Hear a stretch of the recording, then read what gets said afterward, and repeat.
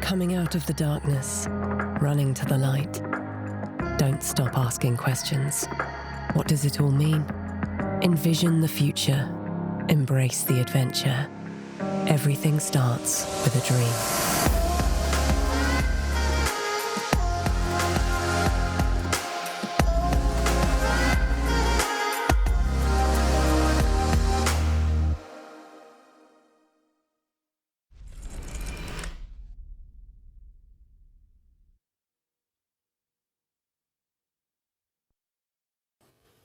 Everything starts with a dream, a vision, a grand ambition.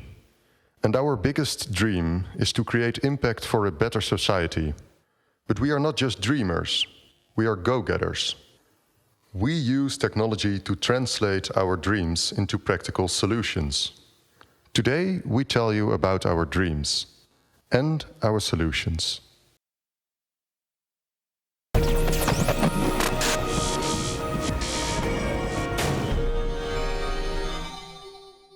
I dream of a vibrant campus with students that not only study but want to master that discipline. Students who are socially engaged, that want to help the community, Delft, the university, and develop themselves. After the most challenging 18 months in his more than 30 years at TU Delft, Rob Mudde would like nothing more than things to go back to normal. The normal, that is, of a bustling and busy campus. Good afternoon, and welcome to all of you who have joined us online to celebrate our opening of the new academic year. And a very special welcome to our new students who have just started their journey. Although this event takes place online, we are very happy to be able to welcome you to our campus. 18 months ago, it was a different story. We woke up in a bad dream. Due to COVID-19, we had to close down most of our campus, normally the center of all our activities. Lecture halls went silent, and streets were empty. Never before, in my many years at TU Delft, had I seen the place this deserted. Not even around Christmas, which used to be our most quiet time. It taught us an important lesson. Our campus is in itself a nice area, with quite a lot of iconic architecture. But without people or activities, all that remained was an empty shell of lonely buildings. Only when we come here to meet, to teach and learn, and to research and innovate, does the campus come to life and becomes that wonderful place that it is. So, since that fateful day, I have dreamt of the return to that place in all its glory. I dream of a lively campus with the hubbub of 28,000 students going in and out of lecture halls and lab sessions, with cyclists taking over the campus again, and long queues of people in front of the food trucks. I used to think that our campus could even be a little too busy at times. But you will never hear me complain about that again. I've also missed the vibe of students who take up all kinds of challenges, like our dream teams. Students who come up with amazing ideas. Sometimes you wonder whether they are going to work at all, but that's not the point. It's all about that buzz of inspiration and innovation. And that's another aspect of the campus that I will be happy to see come to life again. Yes, you can still learn when you are away from the campus. You can use books or go online. But we all feel that something is missing then. That somehow the quality of what we do is not quite the same. That's because all those things that take place around the book learning are an integral part of who we are and what we do. Nevertheless, since that fateful day in March last year, we had to keep our education going, and online was the only solution. However, as soon as the regulations allowed, we welcomed our students back on campus, if only for some of the time. Because meeting in person in a physical environment is a vital part of education. Getting to know other students and lecturers, exchanging ideas, the meeting of minds. It is about being exposed to new research and technology, and about getting to know other cultures and people from different backgrounds. You should also be able to take part in sports, make music, or go out and have fun. The things you can do besides studying are very valuable too, whether it's playing the violin, becoming a rowing champion, or setting up a startup. None of it has been possible, or only in a limited way, since the start of the pandemic. That's a shame. Gaining knowledge in your chosen discipline is important, but online you miss a lot of opportunities for personal growth. Opportunities to find out who you are, where your passions lie, and what you want to do in life. What you learn here at Delft will go beyond the discipline you signed up for. You will have to learn how to deal with the unknown, with things you cannot just look up, things you have to chew over and ponder, and that are way more complex than anything you will have encountered during secondary school. How to deal with that complexity is an important part of your education. You usually find academics in positions where complexity is high, even though a lot of them are not working in the discipline they were trained for. Achieving that academic mindset is just as important as studying for exams. Society needs people who can deal with complexity. So I dream that you, our students, are able to do all these things again. Meeting up, exchanging ideas, expanding your horizon, challenging yourself in many ways, and having lots of fun along the way. And hopefully, you come out of this crisis better than you went in. I also dream of a certain kind of student. Students who ask, "Professor, when can I take the exam?" rather than, "Do I have to know this for the next test?" Students who want to know and understand things, rather than students who merely focus on passing of exams. Intrinsic motivation should play a big part in why you came to our university. Of course, you have to graduate at some point, so you should pass exams. But my message is that we came here, students and staff alike, because we want to and we can, not because we have to. Like us, we want you to have curiosity, the driving force behind all science. So, if you bring your dreams and ambition, we will help you to try and achieve them. You're here because you're eager to learn, and we are happy to teach you. That mutuality is vital to success. We are in this together. And doing things together often work best in physical proximity. That is why we are so happy to be able to welcome you back to the campus. These are some of my dreams. I hope that coming to TU Delft turns out to be a dream come true for all of you. At the very least, realize that this is a unique opportunity. It may well be the only time in your life that you can focus purely on your ambition, on what you want to know and be able to do. That may never come back. So in a sense, it's now or never. Along the way, you're bound to make mistakes though. Don't let that worry you. They are part of the process, and you will learn to put them into perspective. Ultimately, if you have applied yourself to the best of your abilities, you cannot ask for more, even if you fail. So, I would invite you all to dare to dream and work on your dreams. But don't be frustrated if your dream turns out to be no more than a dream. The journey is just as important as the destination. That is why I urge you, our new students, to make the most of it. And let's all together make the most of the new academic year.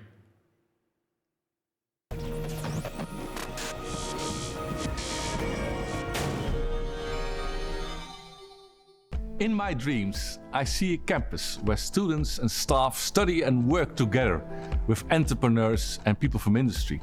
A vibrant mixture of people from different disciplines and backgrounds, as diverse as the global population, full of creativity, passion and drive for finding solutions for the global challenges we are facing, for preservation of the planet, creating impact for a better society. Whether online or on campus, making the world a better place is always part of our mission. Diewertje Drekshagen, Karel Samenyo, Pieter Ham and Jask Kulsrestra fulfill that mission, one dream at a time.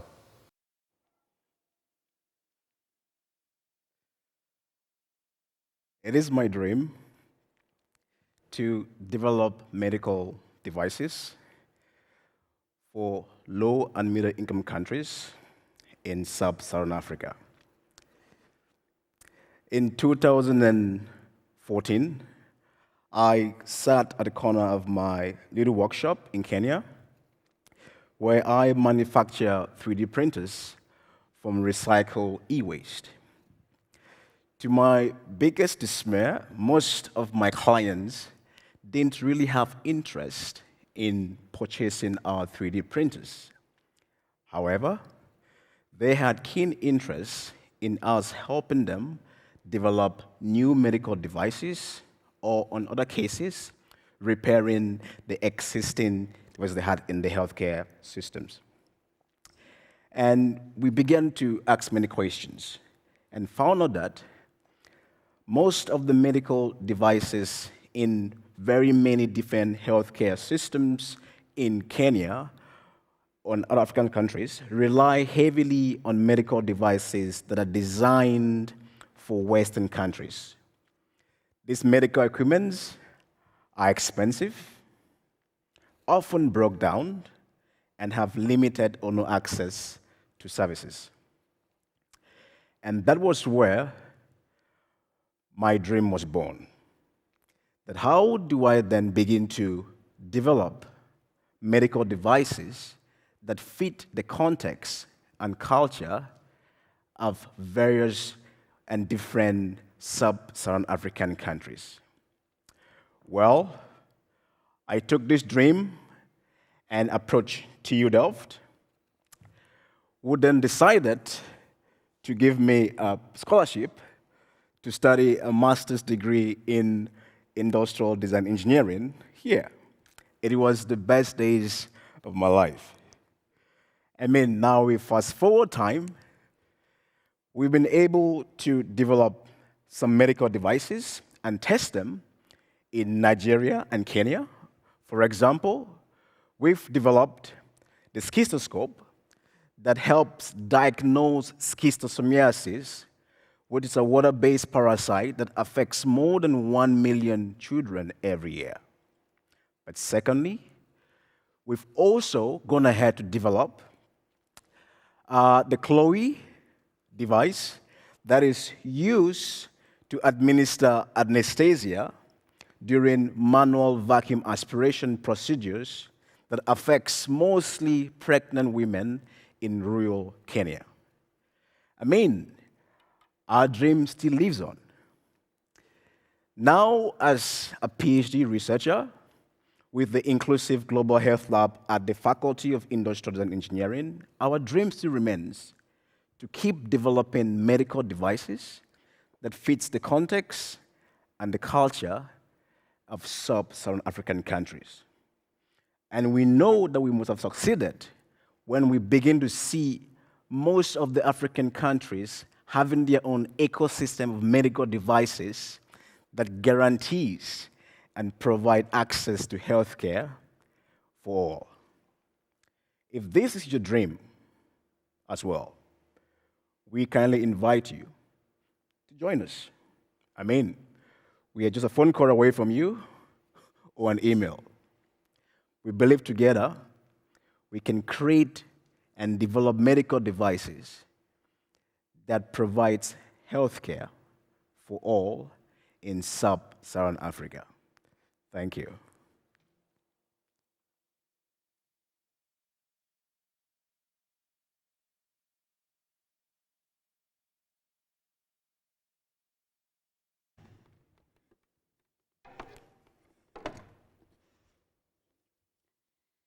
Hi all, I'm Diewertje Drekshagen, and as a co-founder of Lyco Medical Devices, it is my dream to make safe surgery available for everyone, anywhere around the world.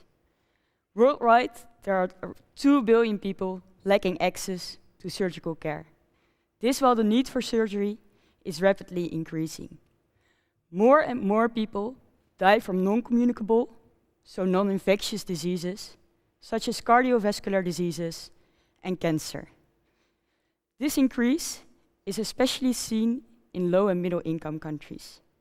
Expectations are that in 2030, also in sub-Saharan Africa, more people will die from non-communicable diseases than from all communicable diseases, such as malaria, HIV, and diarrhea together. Many non-communicable diseases are to be solved using surgery, but this need is far from being met. To give you an idea of the current status of hospitals in low and middle income countries, I would like to take you back 2 years. Back then, I was doing my internship at a referral hospital in Kenya. I've always had a great interest in the medical field, but unfortunately, when I see the slightest drop of blood, I pass out. So luckily, I was able to do my internship at the engineering department, where some great engineers maintained and repaired the medical equipment. It was then that I discovered the problem Carl just told you about. Every day, as I walked to my office in the hospital, I would pass this giant graveyard full of discarded medical equipment. The vast majority of medical devices is made in and focuses on high-income countries. This causes a giant mismatch between what is needed in low and middle-income countries and the available medical devices. There are 3 main causes underlying this problem. First of all, price. Medical devices are often simply just too expensive, forcing hospitals to heavily rely on donations. Secondly, maintenance and repair. Since the devices are not designed to function in a low-resource setting, they often fail quicker, and it's hard to maintain and repair with the locally available tools. And lastly, the use of single-use items. A lot of medical devices use disposables which have to be thrown away after one-time usage. This heavily drives up the price per usage, but it's often also hard to get a constant supply of these disposables, since the supply chain in low and middle income countries is often expensive, unreliable, and slow. To overcome this problem, Tom Weustink and I decided to found Lyco Medical Devices. But where to start, right? Well, after my internship, I decided to do my master thesis at the Surgery for All research group at Mechanical Engineering, led by Professor Jenny Dankelman.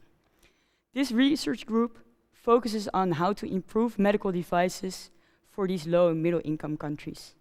At Lyco, we bring these ideas to life. The first product we are working on is an improved video laryngoscope. A laryngoscope is used for intubation. This is the placement of a breathing tube into the airway of a patient. But unfortunately, many intubations are expected to be difficult, with a high chance of trauma to the patient, such as damage of soft tissue and severe oxygen shortage. To overcome these problems, one can use a video laryngoscope. But after doing some research, we discovered that in low and middle income countries, less than 30% of the hospitals have a video laryngoscope available, compared to over 95% of the hospitals in high income countries. That is why we decided to develop the good scope. But first of all, we wanted to know, is this low availability not just because local end users do not want to use a video laryngoscope? I think the answers we got speak for themselves.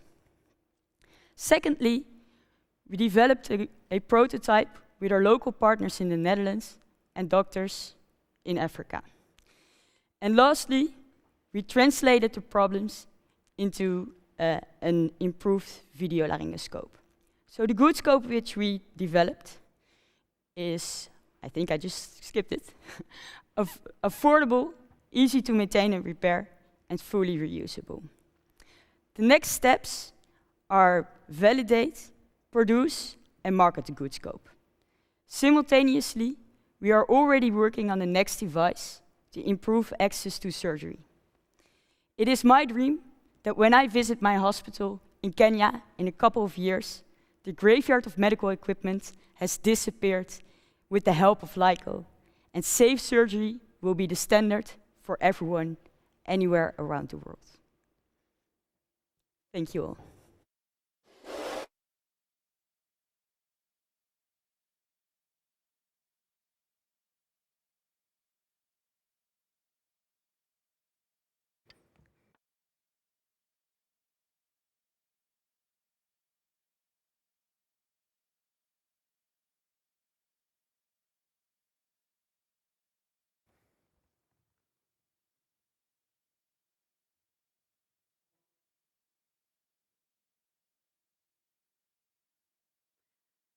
My dream is to build affordable, durable, and desirable homes for low-income families using locally available natural materials. In 2016, I embarked on a 9-month-long backpacking trip to India. In this trip, I visited many places and found out that many people build houses with locally available material. One of the most common material used for construction of house in India is mud, which is simply a mix of soil and water. These mud houses have some amazing properties. Mud, unlike fired brick, does not require heating at high temperature.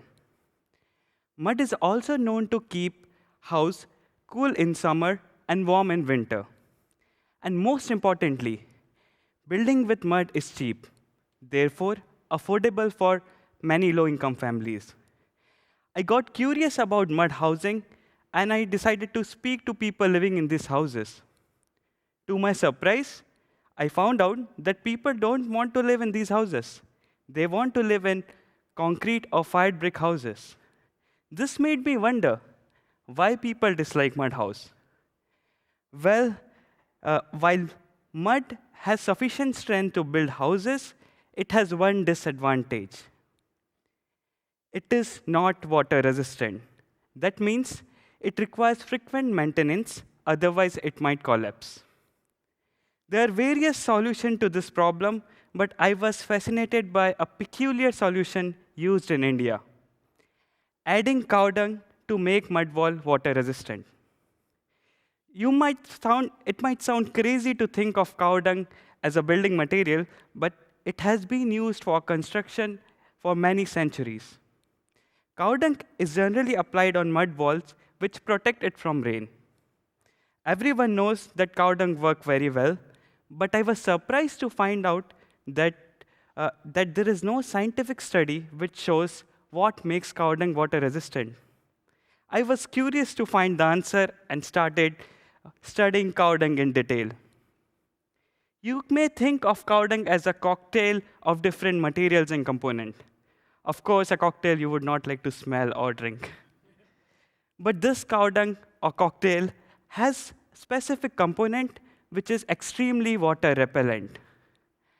And this is what makes cow dung water resistant.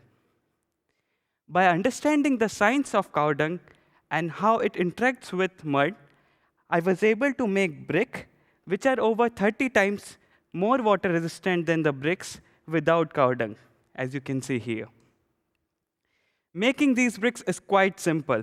You just take some cow dung, mix it with mud, and compress this mix, and let it dry at room temperature for a few weeks before it is ready to be used for construction. In our research, we found out that this brick performs well only if wet or fresh cow dung is used. Also, a mix of fresh cow dung and mud can be stored for as long as 1 year without growth of fungus. And we were able to solve a problem, which is nuisance of smell, by using a simple process which does not require any extra resources. And once the building is demolished, you can simply crush these bricks and just throw it in your garden to be used as a fertilizer. While it's fun to work in lab, do projects, I wanted to upscale or see if the processes used in lab can be really upscaled. So a few weeks back, we took an insane task of mixing 1,000 kilos of dung with 6,000 kilos of mud in a single day, and used this mix to prepare 700 mud blocks, as you can see here. The idea of my plan is to use these blocks to construct a demonstration structure at the Green Village on our campus. After studying cow dung for many years now, I have realized that cow dung is the shit that matters.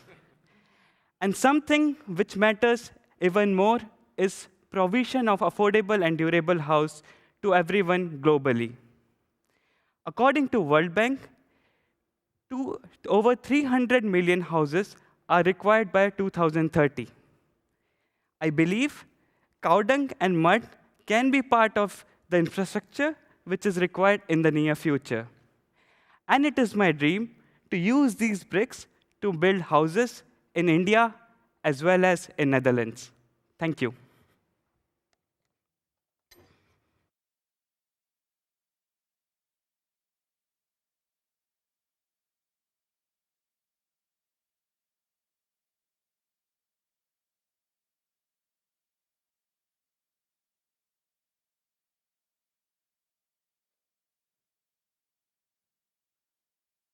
So, good afternoon.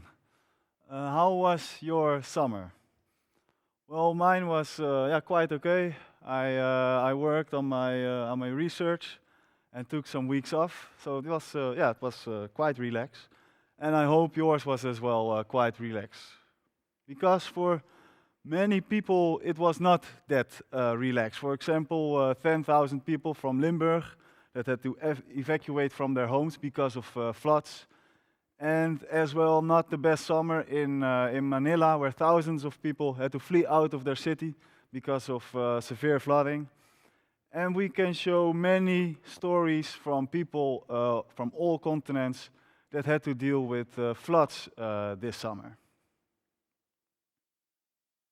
My name is Pieter. And my dream is that people can live safe and dry with the water instead of in the water. And for this dream, I do research in the Philippines, in the Manila Bay area, where people have to face floods on a daily basis. And those floods are caused by a combination of heavy rainfall and tidal movement. And nowadays we see strong worsening trends in these floods, mainly caused by a combination of sinking of land or land subsidence and the sea level rise. However, the sinking of land is the biggest impact in that, and that's because the land is sinking with up to 10 centimeters per year. And that's very visible in the home of Miss San Jose, who lives in the Manila Bay area. And when she was asked, well, what do you do against those worsening floods? She answered with, every year we raise the floor of our house. And now my head is almost reaching the ceiling.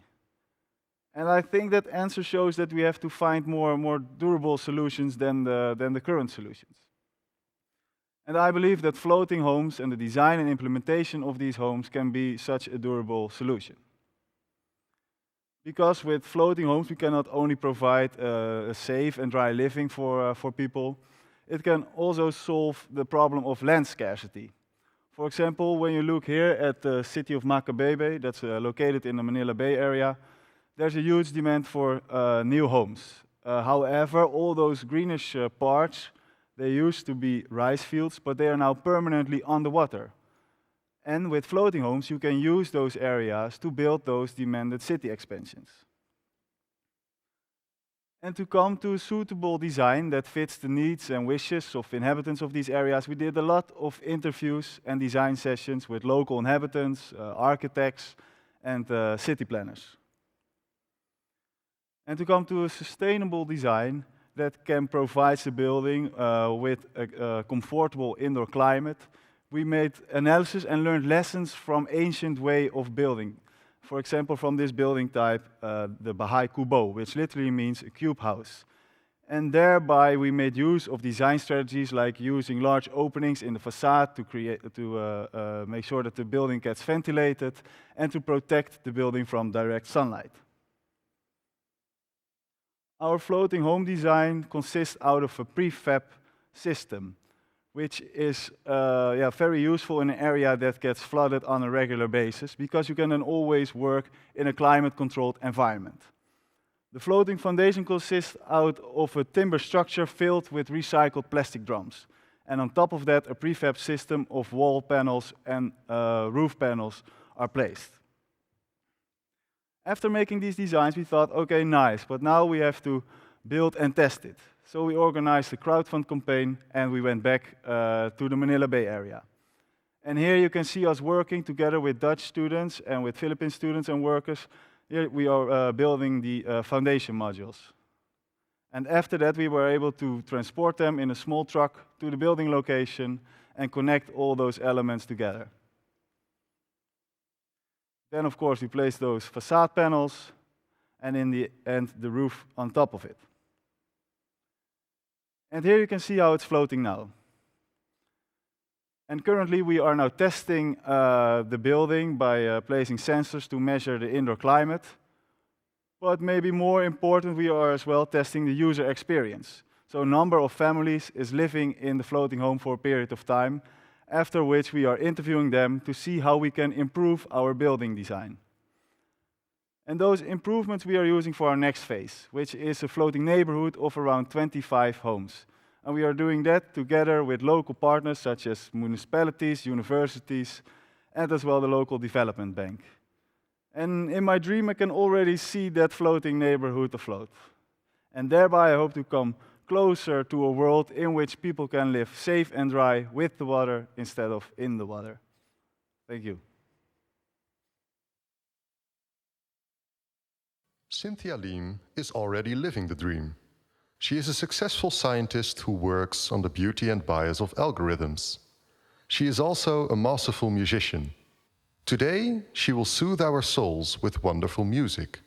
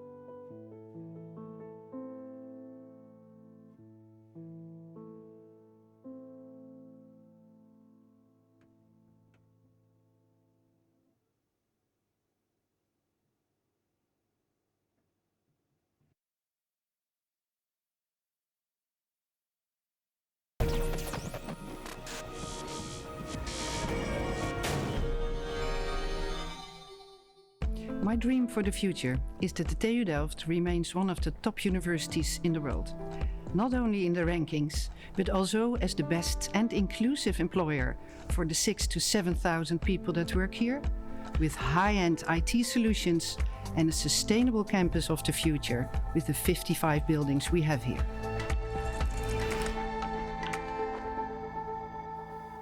Karin Sluis has been working on building the future since graduating at TU Delft. She will share her experiences in making dreams come true. My speech today is especially for you, students.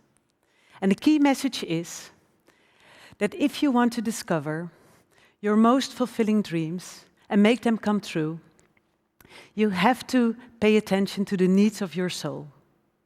And I know from experience that the TU Delft environment is a great place for this soul searching. And TU Delft employees can help with the search. Well, you might think, what's this? A civil engineer talking about soul searching? What's going on? Well, and I can imagine that you're a bit surprised, so I'll start to tell you a little bit about human needs. Maslow and other psychologists did extensive research on human needs. And they distinguish two types of needs. The first type is the needs of the ego, and the second type is the needs of the soul. And I'll start with the needs of the ego. And there's 4 of them. The first need of the ego is security. We all need a roof above our head, enough to eat, and a decent pair of shoes. But if life gets too secure, you might get a little bit bored. So the second need of the ego is security. It's variety. And the third need of the ego is connection. We all want to have affectionate relationships with families and friends and fellow students. And the fourth need of the ego is significance. We all want to be seen as an individual. And we need some appreciation and status. Maslow says you need to spend time and energy to fulfill the needs of the ego, to obtain the security and variety, the connection and the significance. But once those needs are fulfilled, those needs of the ego, you should stop spending more time on them. And you should devote the rest of your time to the needs of the soul. Enough is enough with these needs of the ego. And I know, because the 20th pair of shoes in my cupboard didn't spark as much joy as the first pair. And it didn't give me any more security. And maybe you, students, can relate to the fact that the 5th party in 1 week only makes you feel very tired and doesn't give more connection. So, if you have fulfilled the needs of your ego, you can devote your time to the needs of your soul. And fulfillment of the needs of the soul makes it possible to discover and make true your most fulfilling dreams. Because if you only pay attention to the needs of the ego, then only dreams come true, such as a bigger house, a job with higher status, or the 21st pair of shoes. And dreams such as a man on the moon, or the ocean cleanup, or floating houses in the Philippines, those you won't discover and they won't come true. You need to do some soul searching to find those type of dreams and make them come true. So, now it's important to know what are the needs of the soul. And there's 2. The first need of the soul is contribution. Giving, supporting, and helping other people. In my words, contributing to something that's bigger than yourself.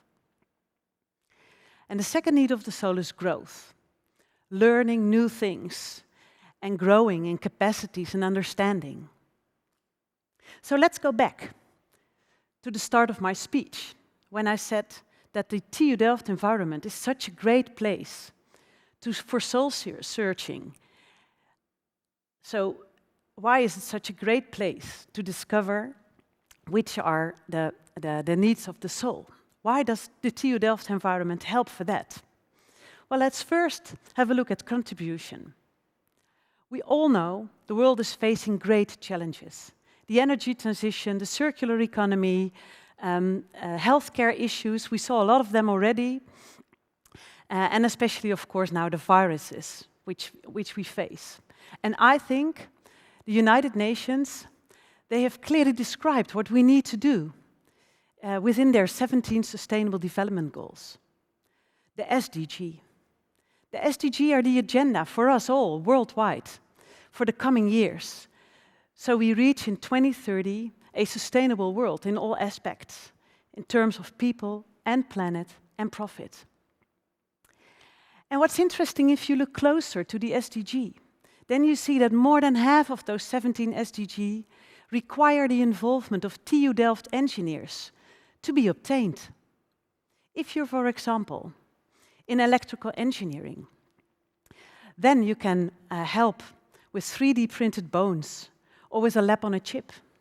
If you're in mechanical engineering, you can help contribute to the SDGs with electric and solar planes. And if you're in architecture, then you can help with the SDGs with circular housing systems or nature-inclusive cities. So definitely, the TU Delft is a great place to fulfill the need of the soul for contribution. So what about this other need of the soul, growth? Well, of course, the TU Delft environment is a great place to fulfill this need of the soul as well. It's the place where you can follow courses at your faculty, where you can follow courses at other faculties, where you can go to other universities, to startups, whatever. It's a great place to discover what type of subjects really make your heart tick. But it's also a great place to discover what roles do you like. Are you more detail-oriented? Are you more the generalist? Try it all here in Delft and you'll find out. And third, last but not least, it's the perfect place, Delft, to discover what type of organization really makes you excel. Is it a smaller organization? Is it a bigger organization, more commercial, more scientific? Try it and you'll know. So Delft definitely is a great place for the fulfillment of the needs of the soul, of contribution and growth. And the question now is, how do you use all these opportunities as a student? How do you use them? So I don't have a recipe that one size fits all for you, but I can tell you a little bit about the things I did during my time in Delft. So there's 3 things I like to share. And the first is, I tried a lot of themes. Of course, I followed different types of courses at my faculty in hydraulics and concrete and planning. But I also followed other courses like IT and economics and Portuguese. And I learned climbing and self-defense and silk screening. And I found out that I'm a generalist. I have a broad interest. And water issues make my heart tick a little louder. The second thing I did is that I tried several roles. From secretary to specialist, from treasurer to chair, I did it all. At the faculty and at the student association. And I found out that I'm happy with all roles, as long as I've added value to the team. And third, I tried several organization types. I joined a small consulting engineering firm in Portugal as an intern, and I spent 6 months with the larger and more scientific Shell Research Laboratory for my master thesis, and I found out that I'm best at ease in mid-sized organizations with a commercial tone. So in short, I explored themes, I explored roles, and I explored organizations. And I reflected on that together with the TU Delft employees, who were of great help. And in that way, I found out in which area I wanted to contribute and in which area I wanted to grow, so I could fulfill the needs of my soul. And after graduation, I applied specifically with Witte van den Bos Consulting Engineers, and I'm still working there more than 32 years later, it still fulfills both the needs of my ego as well as the needs of my soul, and it still gives the opportunity to discover new dreams and make them come true. So this brings me close to the end of this speech, in which we shared human needs, and we discussed the needs of the ego: security and variety, connection and significance. And we also discovered that enough is enough, and that if you have more time and more energy, you can devote that to the needs of the soul, contribution and growth.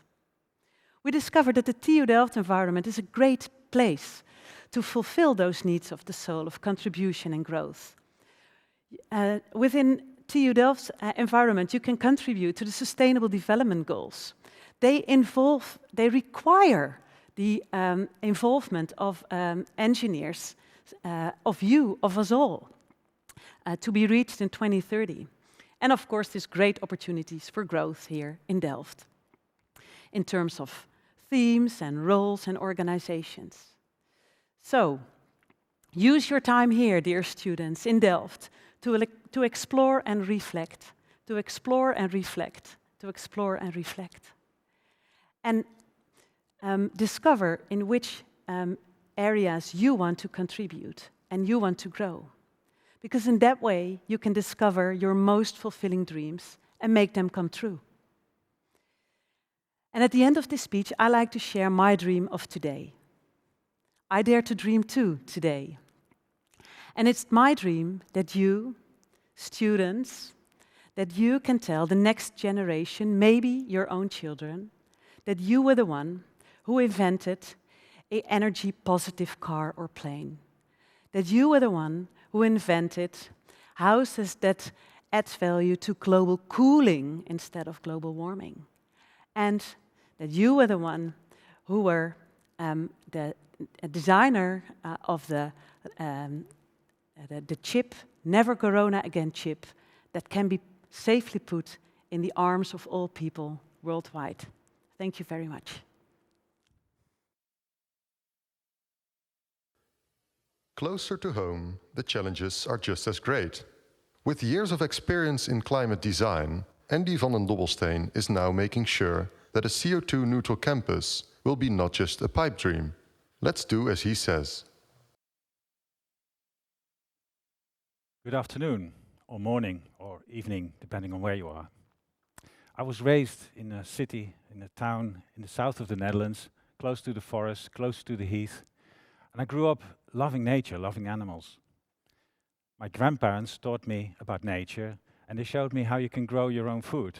So you could say I grew up in a nature-inclusive environment. But I also learned as a child, looking at kids' programs like Barbapapa and reading books like The House That Moved, that society and its growth will impact nature as it expands and takes away space that is normally left for animals and plants. So it is at the expense of the climate and of the environment that we now are living. When I went to Delft, I also learned that there's many more environmental problems in the world that we should focus on as engineers. I studied civil engineering, and I noticed that there's very little attention for the environment or for the climate. Back then it was just getting to know that we were having an influence. But I chose to go for a graduation project that dealt with environmentally friendly, human-friendly construction. Later on, I started teaching at the Faculty of Architecture and wanted to teach students to design sustainable buildings or sustainable cities. Well, that's of course one option, that you teach people how to behave more sustainably. But I also wanted to actually keep a track record of my own. So when I became professor, I started measuring everything at my own life. I started with energy consumption, but I also looked at food, at my travel behavior, and also at my faculty building. And I found actually that I wasn't doing too bad. My carbon emissions, all in all, together were far lower than of the average Dutchman, because of a quite sustainable house, also because I don't use my car so often, and because of my vegetarian diet. But I forgot about one thing, and there was a smart student that asked about it. And what about your trips? Well, this is my trips. This is what I did for TU Delft, because of international projects, because of exchange, because of conferences where you had to lecture.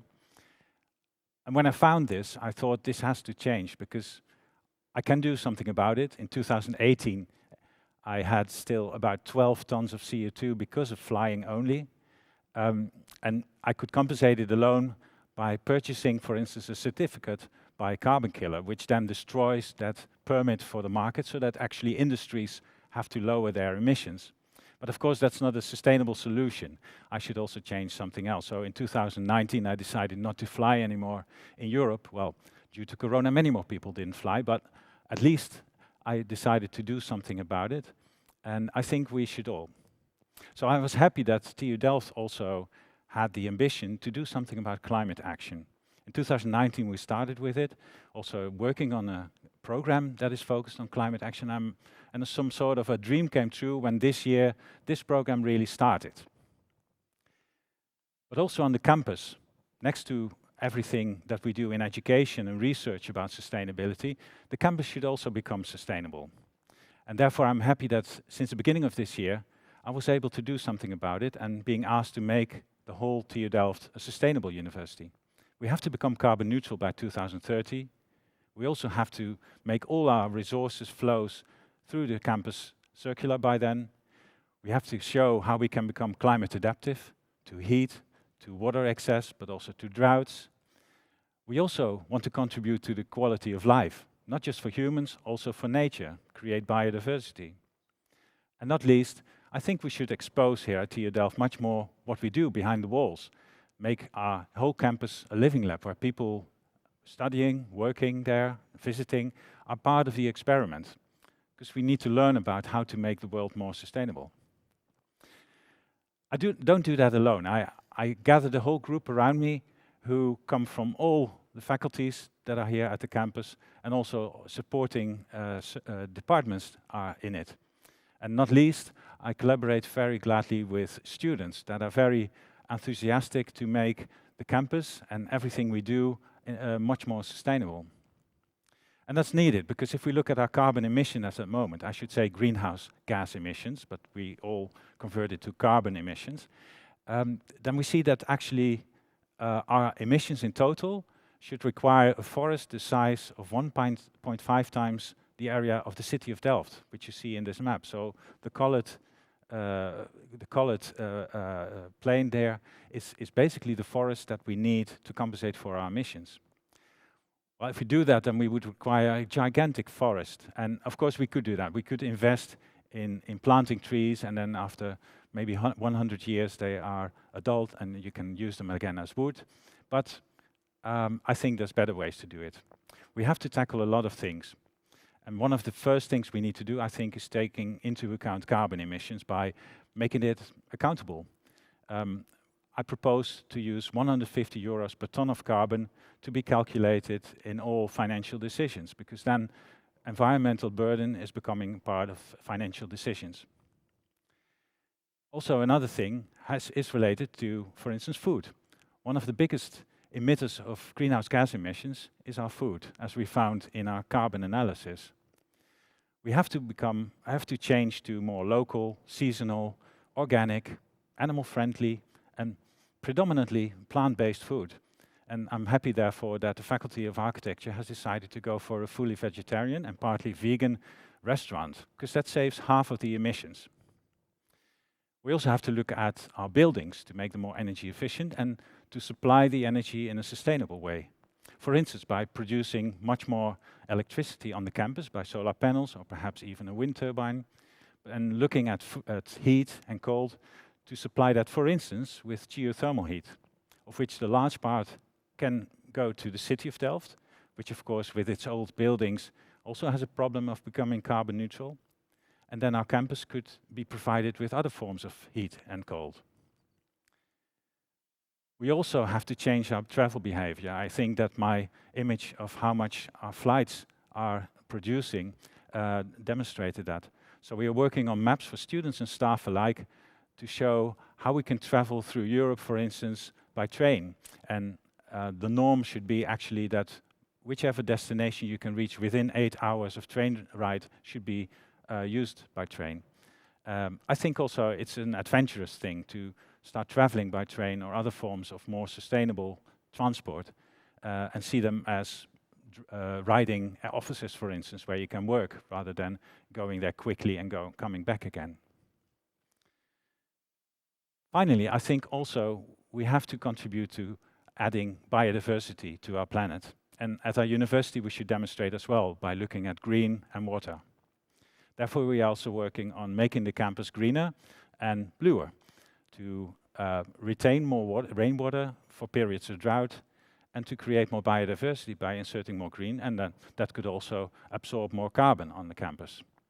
Moreover, it purifies the air, it helps to cool the campus in summertime, and therefore has a lot of benefits that we should use.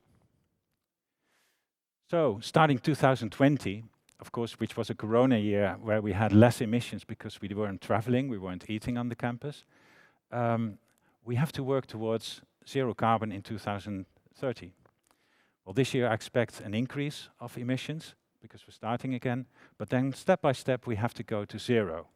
And in 2030, I think we still have to compensate for a part of our emissions, which is logical because even vegan food will require emissions, and also flying will still be needed, so we have to compensate for that. And that's to be done by planting trees, for instance. But this will show, if everyone will cooperate on this, that this is possible. And I think as TU Delft, we should really work on this. I know that in line with the Paris agreements, the built environment has to be carbon neutral by 2050. But as a front-running university, I think we should be the exemplar to it. So that's why we chose to go for 2030 and contribute to that and show the world how it can be done. So TU Delft, as a green university, is not just a dream for me, it's also a necessity, I think. It will be an example to other universities, to cities. Today I had a talk with a sports institute. I think we can create this big movement that starts right here in Delft. Thank you very much. It is time to say goodbye. We welcome back to the stage Rob Mudde.